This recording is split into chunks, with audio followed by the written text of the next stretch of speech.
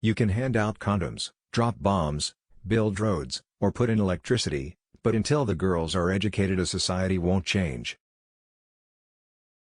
He was a man who understood the virtue of small things. Subscribe our channel for more quotes. In times of war, you often hear leaders, Christian, Jewish, and Muslim, saying, "God is on our side." But that isn't true. In war, God is on the side of refugees, widows, and orphans. I've learned that terror doesn't happen because some group of people somewhere like Pakistan or Afghanistan simply decide to hate us. It happens because children aren't being offered a bright enough future that they have a reason to choose life over death. If we try to resolve terrorism with military might and nothing else, then we will be no safer than we were before 9/11. If we truly want a legacy of peace for our children, we need to understand that this is a war that will ultimately be won with books, not with bombs. If you teach a boy, you educate an individual, but if you teach a girl, you educate a community. What we are trying to do may be just a drop in the ocean, but the ocean would be less because of that missing drop. And they did it with something that is basically worthless in our society, pennies. But overseas, pennies can move mountains. The older I get, the more I appreciate my childhood. It was paradise. When your kids accomplish something, it means much more than anything you've done. Just as the Torah and Bible teach concern for those in distress, the Quran instructs all Muslims to make caring for widows, orphans, and refugees a priority.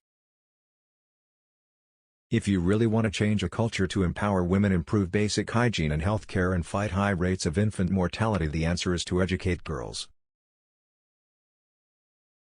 We all sat there laughing and sipping tea peacefully, an infidel and representatives from 3 warring sects of Islam. And I thought, if we can get along this well, we can accomplish anything. The British policy was divide and conquer. But I say unite and conquer. The tune was too ingrained for Mortenson to consider the novelty of this moment. An American, lost in Pakistan, singing a German hymn in Swahili.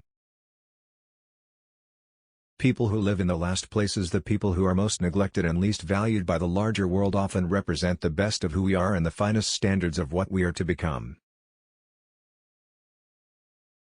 Terror doesn't happen because some group of people somewhere simply decide to hate others.